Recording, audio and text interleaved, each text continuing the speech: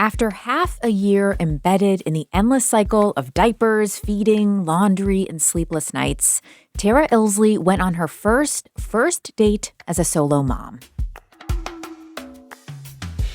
I had no idea what to wear, and I looked Mormon. Like, I showed up in this, white dress that is not me, but I was like, my boobs were so big from breastfeeding. I was like, and I already have big boobs, so it was just a disaster. But I was like, I had to rip the Band-Aid off. Things did not improve as the date wore on, and Tara never talked to that guy again. Tara is an acquaintance of mine who also lives in Durham, North Carolina, which means I've watched parts of her motherhood journey unfold from afar. And one thing I found particularly striking is that she doesn't shy away from talking about being a single mother who is also a sexual and romantic being. On Instagram, she shares screenshots of online dating woes and poems about her physical body, in addition to small moments of joy with her son. I've empathetically nodded and cringed in response to some of her shares, while wondering, when you have a whole other human to raise totally by yourself, how much of your limited time and resources do you put into dating and romance? What is it like to rediscover your sensual and sexual self while also learning how to be a solo mom? This is Embodied, our show about sex, relationships, and your health. I'm Anita Rao.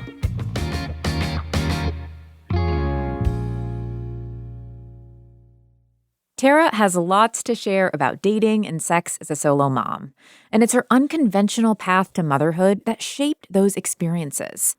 Becoming a mom was a winding road, but not for a lack of personal clarity.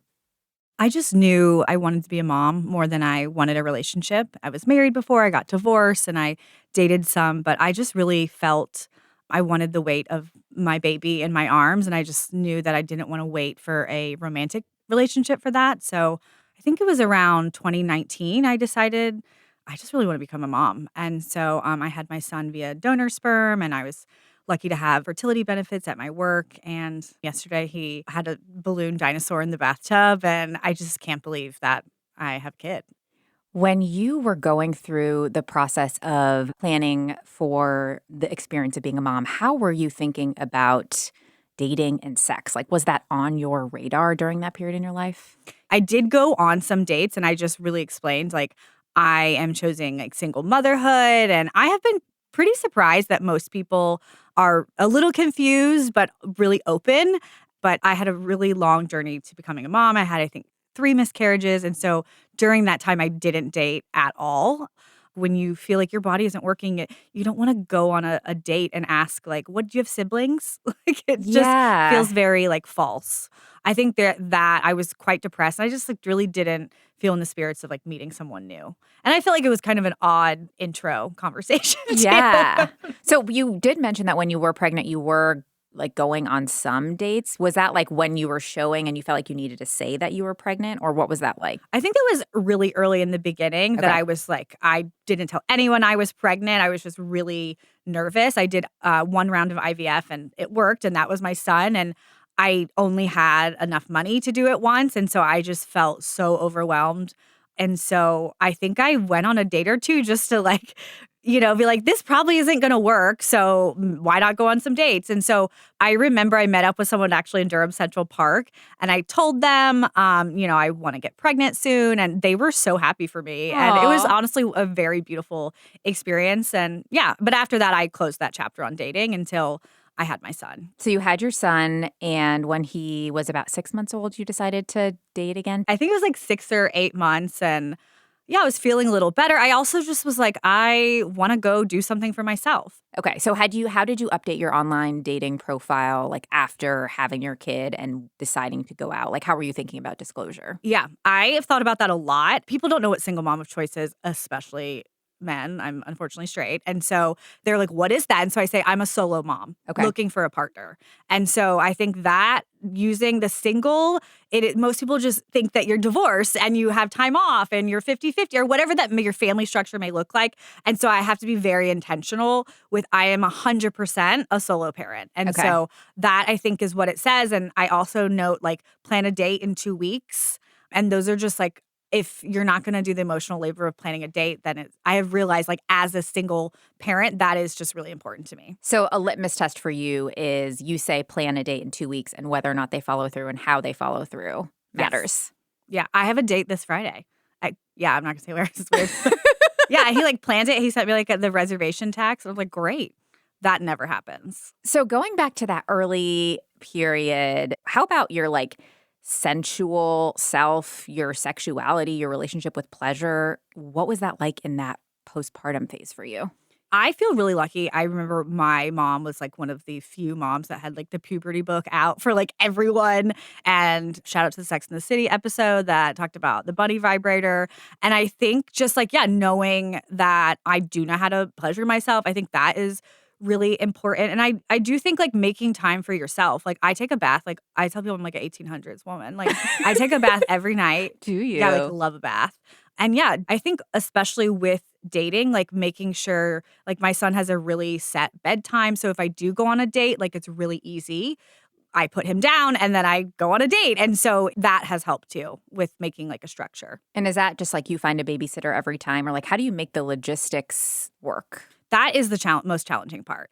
If someone makes plans and people are sick, like I really lose money. And so the financial impact of dating is not something I had thought about before I had my son. But, I will pay the babysitter. There's 24-hour, you pay regardless. And I really deeply care about my babysitters. And so I will do that. But last week, I think I lost like $100. Because you'd prepaid and then you had to cancel. Yeah. Like I'll probably end up doing something, but I can only go to Target so much. I have found just people don't seem as understanding of like the amount of labor. Like, for example, my sister was going to babysit last week and she was going to leave work early because the babysitter canceled. So like she was going out of her way and the babysitter canceled. And then the person I was going to go on a date with said, today's not a good day for me. Ugh. And like that is infuriating. Is that a deal breaker for you? Oh, it's really infuriating. Yeah. And I don't know if it's possible to write it off on your taxes, but if I could write patriarchy off of my taxes, your girl is doing it. Because I'm starting to send Venmo requests. Are you? Well, that has happened like once, but yeah, I just can't lose money. Yeah. I really want to find a partner, but I do think like unless it's an emergency, you have to give people 24 hours notice, especially if they're getting childcare. Dating can feel very, transient, but when it really impacts my life and like really just makes me sad is moments like that where it's like I've gotten a sitter, I've done all the things, and then it's someone just says, oh, I'm not feeling up to it. And that is where like I just kind of think maybe this life on my own is just great the way it is. Well, you said like I do really want a partner. So I wonder about that. Like when you are dating, what are you looking for and how has that shifted since making the choice to become a mom on your own? Yeah, that's a great question. I'm definitely not looking for someone that's like fun on vacation, which I was in my 20s. Yeah. I want someone that likes to cook dinner, that is kind, that says what they say they're going to do, and really basic things. And I have had really great relationships. And yeah, I really like being in a relationship. So I think I only want that if it's going to add to my life. Yeah. And so, yeah, I have changed kind of my mindset on what I am looking for and like what matters. And honestly, it's just like, did you tip well? And like, did you say thank you to the server? And I look at it through my son and like, what kind of person do I want him to be? And like, does this man have the same skills as my son, or does my son have more skills? And sometimes my son has more skills. Your 2-year-old son. My 2-year-old. And so, yeah, just thinking, how are they adding to my life? How are they showing up? And if you're not going to take some of the load of life off of my plate, my life is really full. And so just like how quick I make a decision on someone has really changed because I don't have a lot of time. And just noticing really in the beginning, like this person's not communicating well. And so I'm not even going to go out with them. Do you give yourself permission to, like, once you make that calculus of like, okay, you don't have the skills that I would want in a potential partner, do you ever give yourself permission to still be like, but I'd like to have sex with you anyways? Like, can you have one-night stands when you're a solo parent? How does that work? I feel like you could, for sure. Yeah. Anyone can have a one-night stand. I hope there's like an 80-year-old right now, like having a one-night stand somewhere. Like, that's amazing. But I feel like it's just like logistics. And like for me, it's like a safety issue. Like, do I really want someone that I don't know really well in my home? And so for me, it's like No, usually I would rather just masturbate. Yeah. So I think just looking at it from like a safety perspective too, because one time, this is very embarrassing, but I went on a date and my mom, so anytime my parents are here, it's like I'll like go out with my girlfriends because, it's grandma and grandpa. It's like the best kind of best kind of babysitting. sitters. And I fell asleep at my friend's house. It wasn't even a date, but my mom thought I was on a date and I was out till 4 a.m. Oh at my friend's God. couch. And that was just like one of the most embarrassing. Oh no, you're like, no, I was just exhausted. I literally was not like anywhere. And like my mom was up. She had called me and I was like, I'm almost 40. And like my mom was worried about me while she's taking care of my son. So yeah, stuff like that. But I would like to be partnered. But I think I am much clearer of like what matters to me. And I just don't have as much space in my brain for like texting. These guys, they just need friends. Like they just want to text. I'm like, I'm not looking for a pen pal. And they are circling back. Like this guy, Will, with one L, I met him 4 years ago. And he just texted this fall. My friend always says, like, online dating, there's like a boomerang effect where, like, even if they ghost you, they will still come back around. I had a whole baby. Like, I've had a whole baby. Like, and he goes, we have unfinished business. And I was like, the Casper movie? And he didn't get it because he was old. And I was like, I don't know many friends are going to like circle back that long. No. But the men on the apps, like, they are saving your number for like a down day. We're going to hear more from Tara about dating and single motherhood in just a moment. Everything from how much is too much to share about your kid on a first date to how she centers her own pleasure in the day-to-day. You're listening to Embodied from North Carolina Public Radio, a broadcast service of the University of North Carolina at Chapel Hill. Check us out on Instagram. We're at EmbodiedWUNC. You can also hear Embodied as a podcast. Follow and subscribe on your platform of choice. We'll be right back.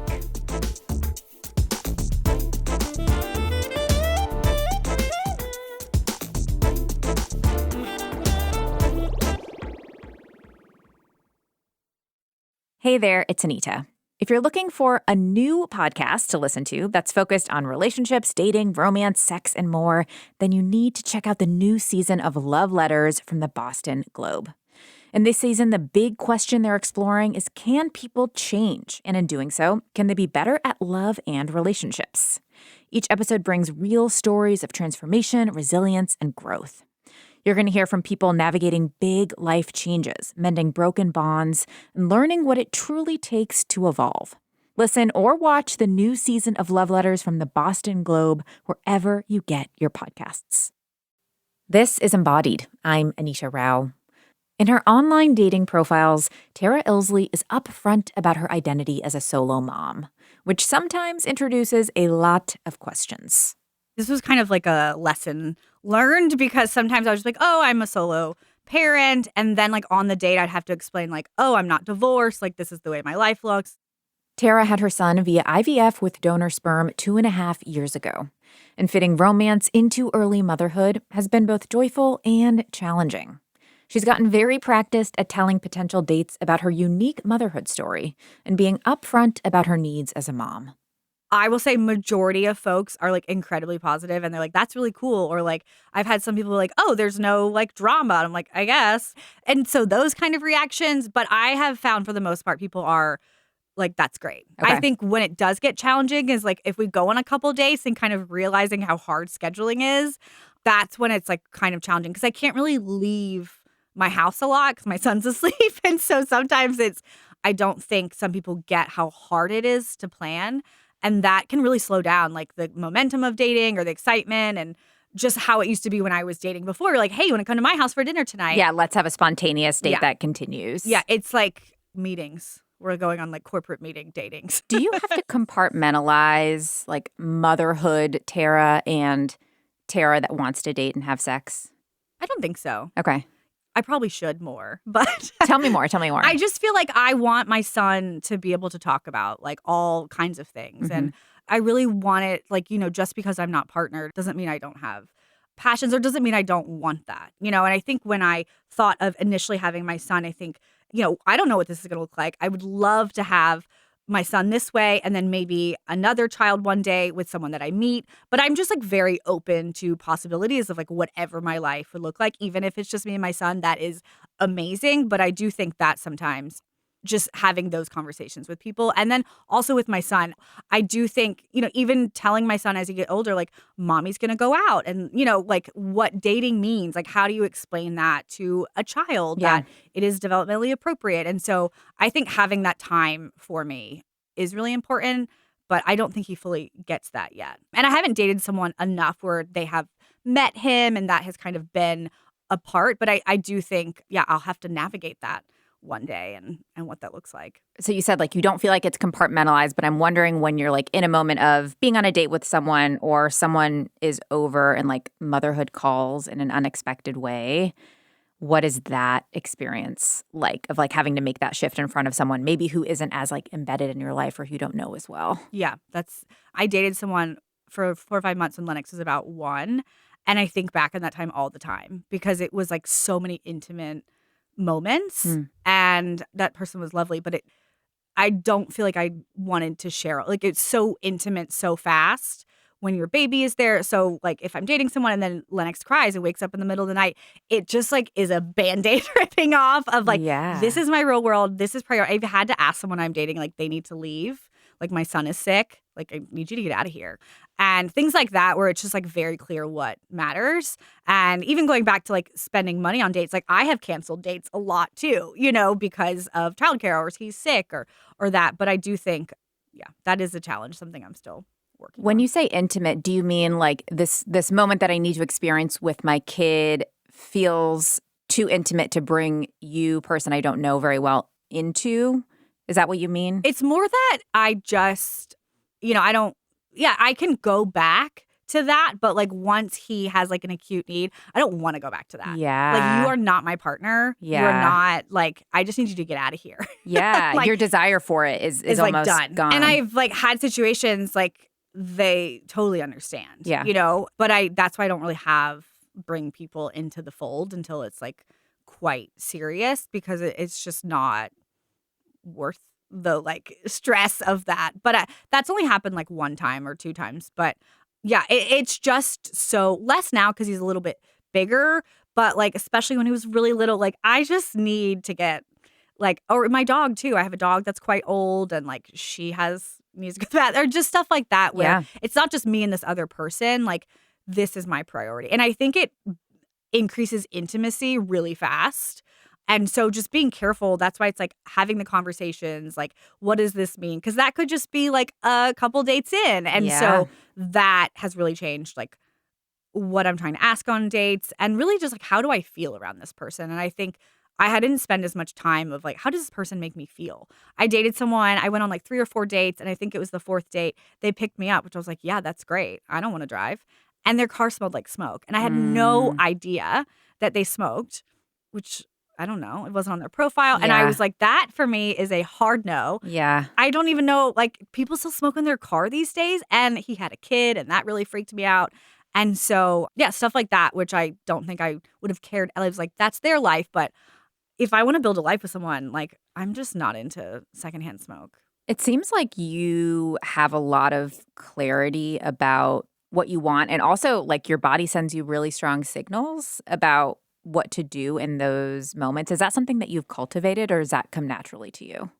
Yeah, I think like over time, it is just like the lesson of life. It's just like learning to listen to my body more. It's like, why did I do that? I also think just your body feels like a war zone after a kid. And it's just like stuff doesn't hit the same. And like just everything feels like, I don't know, Weekend at Bernie's, but that's kind of what it feels like. That guy on the ocean that is like walking. That movie's still so good. But that is kind of what it felt like postpartum. Yeah. And so like getting out of that and then back in, quote a Maggie Rogers song, back in my body. But I do think it is a slow process. And I think there are times, I was thinking the other day, like there are days where I long for someone to just be like, you look great today. Or like, you're a really good mom. And that person to be my partner. Because I think, it's just really challenging. And I do think that dating has changed. I have noticed it change since I've had my son, or just the flakiness of people. But I have found it at times to be, even though I feel more in tune with my body, it seems like there's a lot of people who are like, I'm in therapy, but they're like not in therapy. Yes, they say it, but have they fully done the work? Like they learned what emotional language is, but like I don't think they went to therapy. They like read about it maybe. Yes. And so I think that has been a challenge. That reminds me of a poem that you wrote that I'd love for you to read about the experience of dating. So tell us the title and then read it for us. Sure. This is called Dating at 37 After a Cesarean. He cannot spell there correctly. Is that a reason? A lifetime of letdown. Nor did he know about the children of Palestine. These men are bobbleheads with mashed potato brains of fantasy football teams. The algorithm said compatible. I looked down at my scar. I no longer feel the need to curtsy to anyone.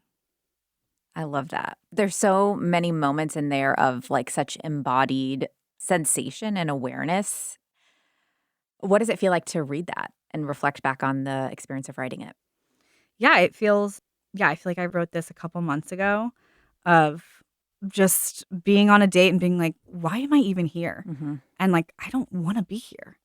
Just thinking, I've spent a lot of time, I think, in motherhood and just trying to listen to my intuition of what did my grandmother do and her grandmother and my mom. And I think the last line, like, I no longer feel the need to curtsy to anyone, is just how I want to start the new year. And just moving into dating as well. And I've had a lot less dates since I put on my profile, like, plan a date in 2 weeks. And it's been great. I have less dates, but they're more planned, or they try to plan, and then it like doesn't happen. And then I'm like, great. That was all the information I needed. Exactly. And so, it's also just dating is really vulnerable. It's really hard to like randomly meet a stranger. And there has been so many times where it has been the funnest time. And it didn't end, as a relationship, but it's still an amazing conversation. I went on a date with this Argentine guitar player like a year ago, and it was just such a fun date. And we wanted different things, but I think I was glad I went. And it does take me out of like the mom world and into a completely different world, which is nice. You are almost 3 years into parenthood. What aspects of your relationship with sex and pleasure do you feel like have been hardest to stay connected to? I feel like my changing body it's changed more in the last couple years than probably my whole life. And just being in touch with myself and my body and just all the things that it can do and being less worried about the numbers on the scale and how I feel, I think is a journey as a child of the 90s. And so I think that has helped. And I think it's also opened me up to, being open to other people's understanding of like what is pleasure to them and not being judgmental. And I think I had this idea of like what motherhood would be like and what sex would be like. And I do think it's better than I thought. I thought, I had this idea of things end. Like, I feel like there's this narrative in our society, but it's like I can go on dates, be a single mom and have fun. And it doesn't need to be so serious all the time. Sex is better now that you're a mom? I think it's just different.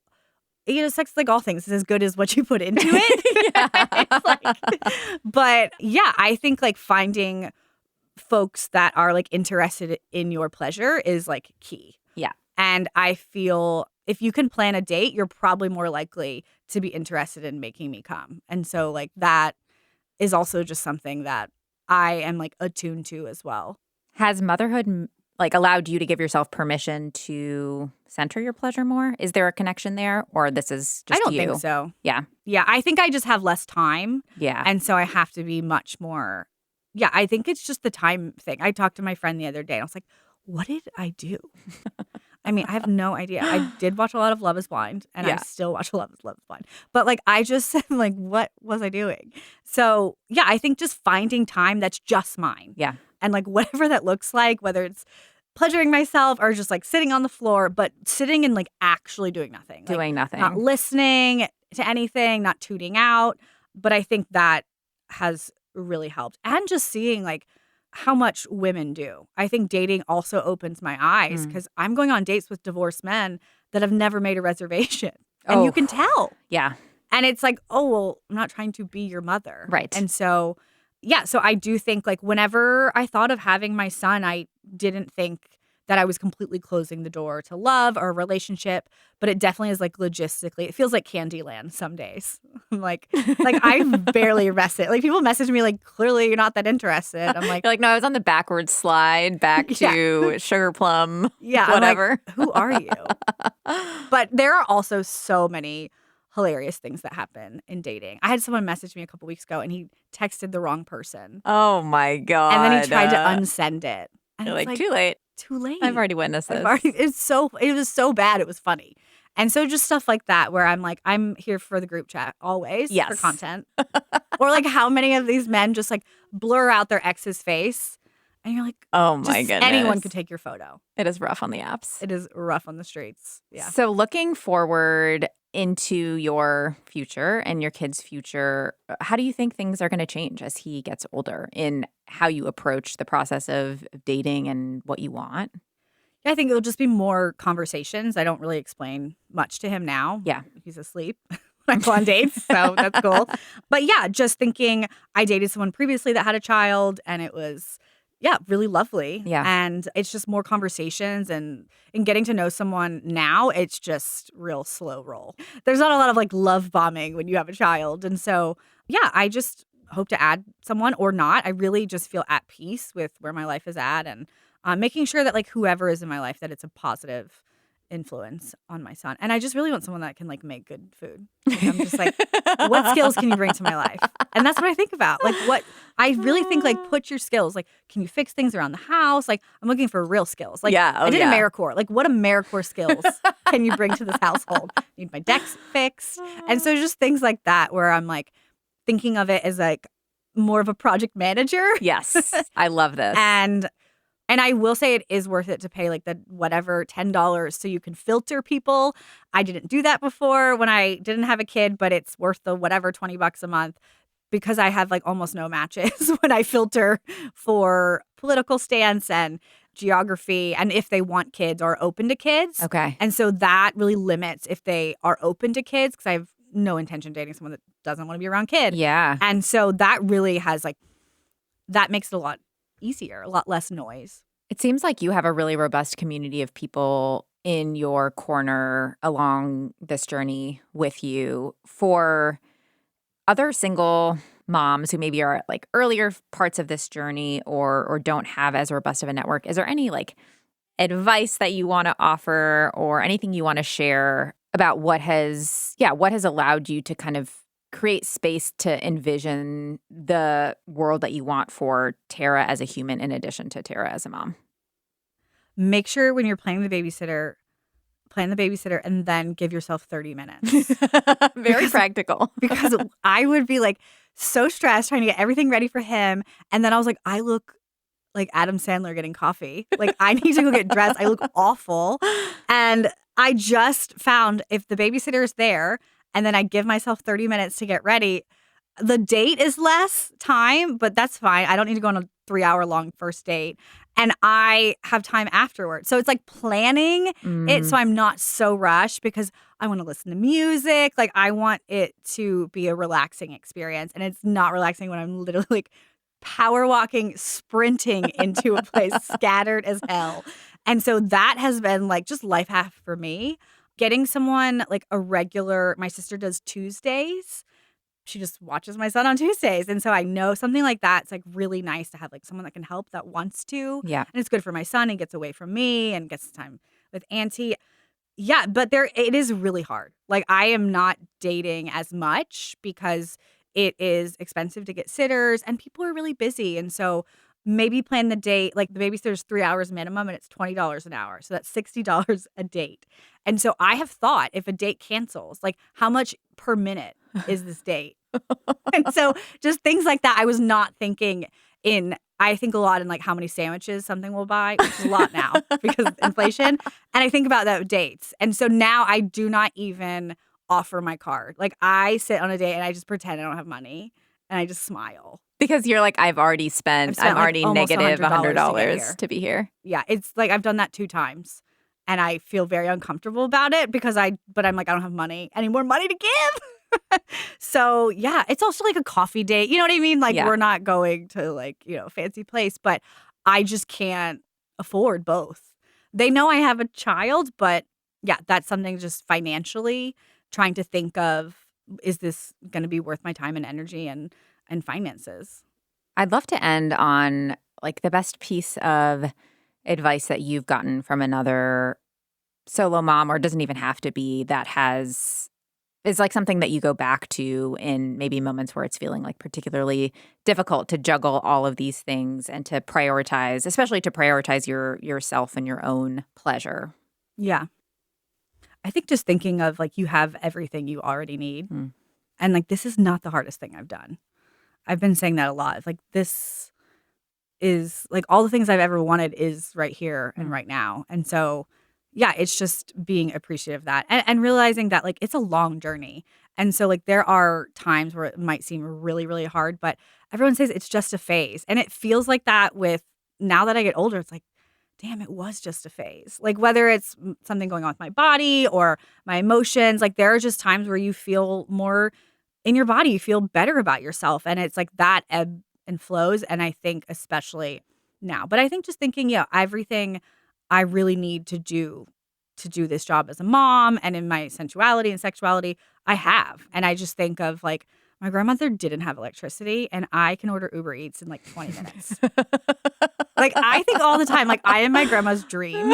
Like I impregnated myself and like got to create this beautiful family. And so, yeah, just that, things definitely seem like scheduling is hard, but it still is like, this is my dream life. And, the women before I think of our ancestors and I'm like, they were doing some hard labor and I get to watch Netflix. So just like really remembering like what matters. And I mean, I'm just still can't believe I'm a mom. The other day, Lennox told me to breathe. I was like, excuse me? Aw. Yeah, I'm like, okay, I will. Jeez. Okay, calm app. But yeah. What a So, beautiful, beautiful place to land. I love that. Thank you so much for this conversation. This has been so fun. thank you so much. Appreciate it.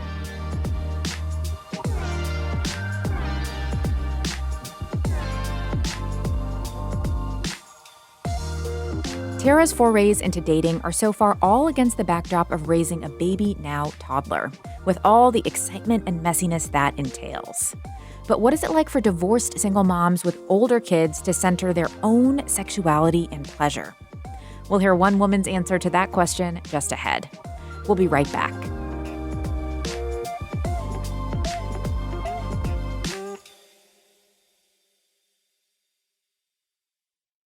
This is Embodied. I'm Anita Rao. When Cordelia Gaffar finalized her divorce after a 20-year marriage, the thing she felt most in her body was nothing. I would say from my diaphragm down, I was very numb. Cordelia's plate was extremely full. She had 6 kids, some of whom she was homeschooling, and she was running her own business. But as she found time to reflect, she took stock of what she wanted to reconnect to in this new chapter of single parenthood. And one big theme emerged. I was first asking myself, what part of me had I not nurtured for the past 20 years? Because I saw my divorce as an opportunity. We had stopped having sex regularly, me and my husband, before we got divorced. And so I chose to educate myself more on how I can excavate ways to nurture my sexuality. We spent the first part of today's show talking with a solo mom of a young kid and hearing about how she's navigating romance in the throes of early parenthood. For Cordelia, singleness came a little later in her motherhood journey, when the youngest of her kids was 6 and the oldest was 20. Before she got back into relationships with other people, she wanted to do some personal education. So she decided to enroll in Tantra school to learn more about connecting to sex, spirituality, and the body. As Muslims, we actually say prayers before we have intercourse with our spouse. So I thought that I was very spiritually connected to my sexuality. And what I discovered is that there was so much more. And what I had previously experienced was just what I would call the portal between worlds. But there's like a whole other world on the other side of that portal. Is there a metaphor or way to put into words, like an example of something that you uncovered that felt like a new revelation or a new path to connection to your body? So, if you like to eat ice cream, right? Mhm. Previously, I was eating chocolate ice cream, and now I'm eating Belgian chocolate ice cream Mm. with milk that's ethically sourced from a cow that's well loved. Okay. Richer, better, more complex. Yeah. So is that what even self-pleasure became? It went from chocolate to, perfectly sourced ice cream? Yes. Yes. In the beginning, self-pleasure was not so pleasurable because I was numb, actually, in part of my genitalia.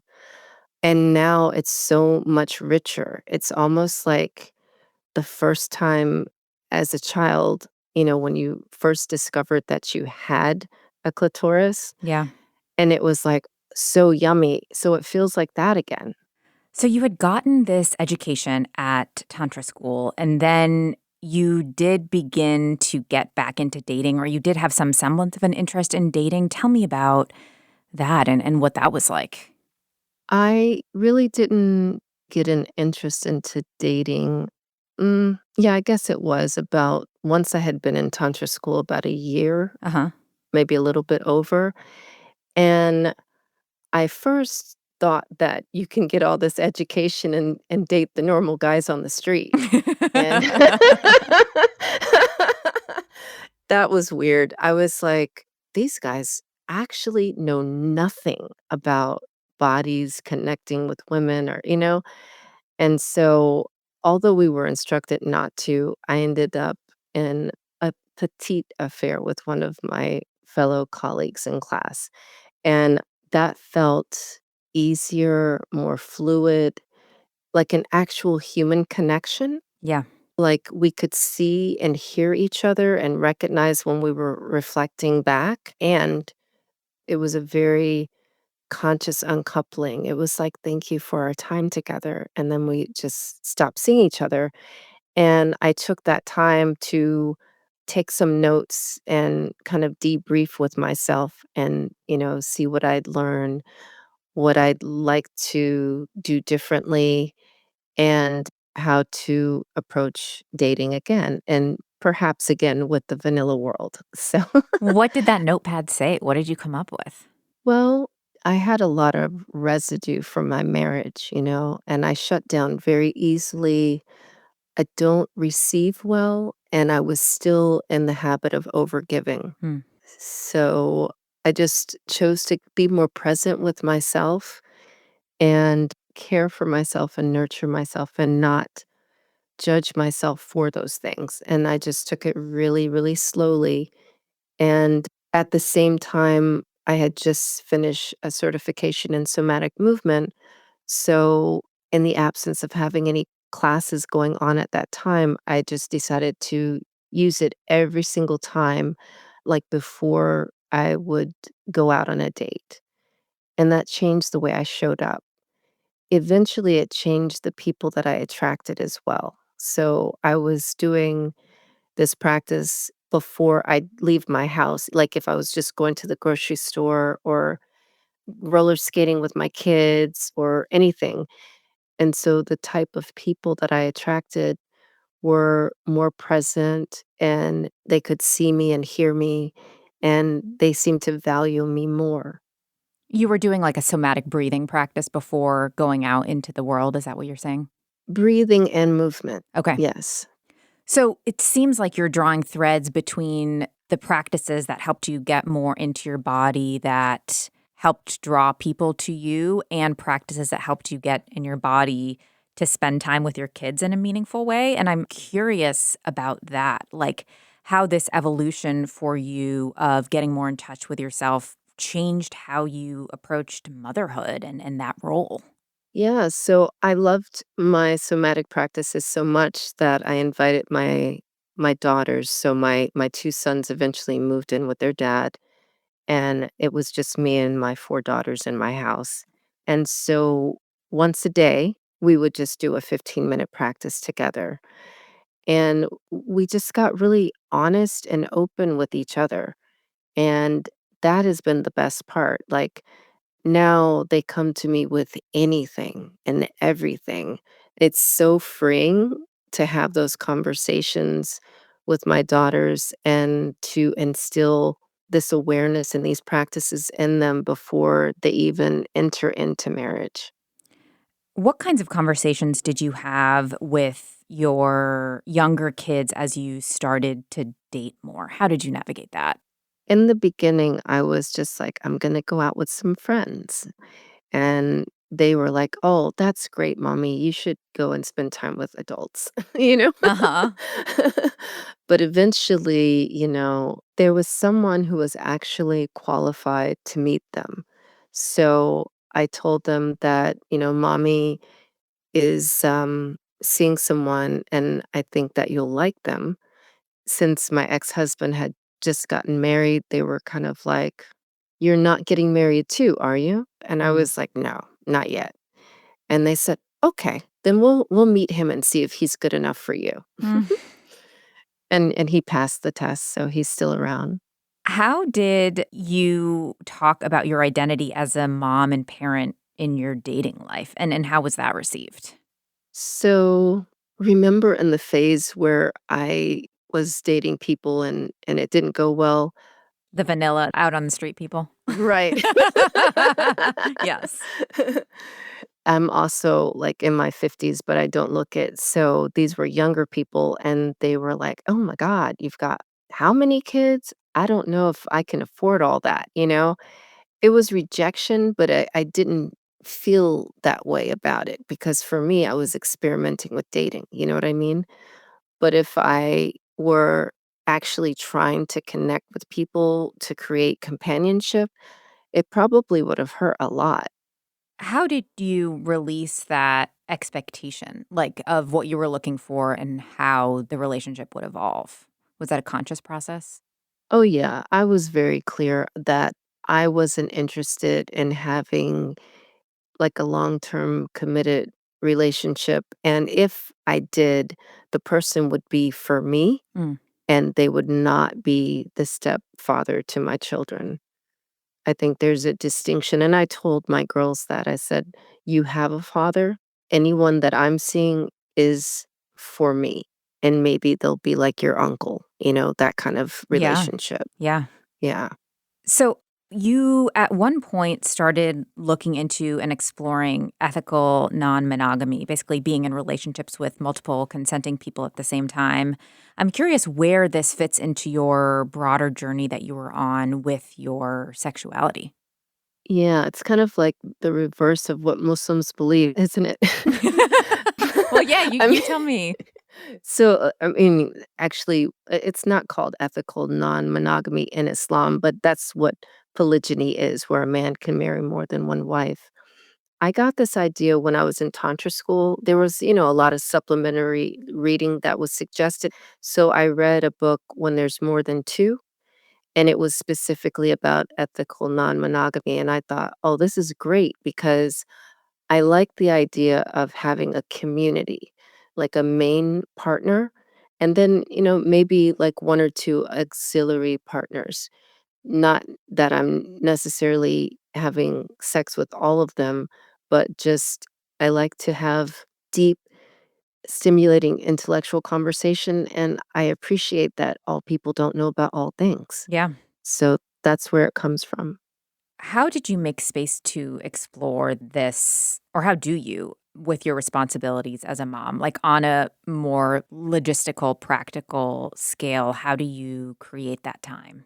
I have a theme for every day. So, and also my main person, I prefer not to live near me. So that makes it a lot easier. So the scheduled time is when, I get to travel once a month. And as far as the auxiliary people, those are kind of like if I want to go out and do something and they live nearby. So again, it's about 1 day a week. So the themes are people, or what are the themes? Yeah, I will share. So Saturday is self-nurturing Saturday. So Ooh, I that's love you. this. Okay, I need to know the whole week now. Keep going. Yeah, so that's the day for that, and I nurture myself, and sometimes I'll go out with people on that day. Let's go through the rest of the week. So we have Sweet Walk Sunday, and that's me deciding how I wanna walk into my week. Usually, I don't see anybody that day. Magnetizing Monday, again, this is about honing in on my walk for the week and what I am magnetizing. Take pause Tuesday, again, this is a day just for me to pause with whatever it is that I really need to pay attention to in my life. If it's an administrative thing, if it's a physical thing, if it's I need to sleep. Winning Wednesday, just reminding myself to celebrate myself, to celebrate my wins for the week. And then Transcendental Thursday, if there's been like something that's weighing me down, like just allowing myself to really look at what it is that's going on and transcend that situation. And then free to be Friday. And that's just remembering that I have freedom to exist however I wish to. I am obsessed with alliteration, so, like, this is just hitting all of the positive bells for me. I love this idea of being intentional about those themes and creating that space, and it seems more like a mindset too, where it's not like you have to set aside, 3 hours every day for this, but it's just something that you're kind of tuning into over the course of the day. Exactly. So easy, right? Because when you're a mom with 6 children and running a business, and now I have a part-time job, and I want to create companionship, I have to be really intentional, and I don't have hours and hours to do that, but I can say, "Wait, what day is it? It's Wednesday. Winning Wednesday. Alright, celebrate." No matter what's happening, there's always something to celebrate. Are there moments when your identity and role as a mother feels in conflict with this more kind of liberated sexual being, more in tune being that you are becoming? No. I'm to a place now, I would say in the beginning, I felt like there was conflict. So if I go back to that time, it was like, I would say programming, right? Because the thoughts that were coming up for me was like, I shouldn't be doing this. If I have an extra evening, I really should be with my children. And now, most of the time, my children say, Mom, you should be with adults Hmm. and you should be with someone who loves you, who's not us. So I feel very fluid in receiving from other sources and not feeling like I have to give all the time and perform all the time. It seems like your kids are really on your team. Yes, that's the best part of the whole thing is we are a team and we work really well together and take really good care of each other. And I love it when I hear my 10-year-old say, "Mom, I need some time to nurture myself." Mm, It feels like I did a good job. yes, I love that. I love that. Well, I'd love to close with a question about your hopes for your continued journey of cultivating a relationship with sex and pleasure and romance. I actually do want a husband. In fact, I want 2. So, again, with the reverse polygyny, and I think once my children move out, I would like to cohabitate with one of my husbands and then have another one to visit in another place. I feel that's the good place that I've got to within myself and what feels good in my bones, and I love that for me.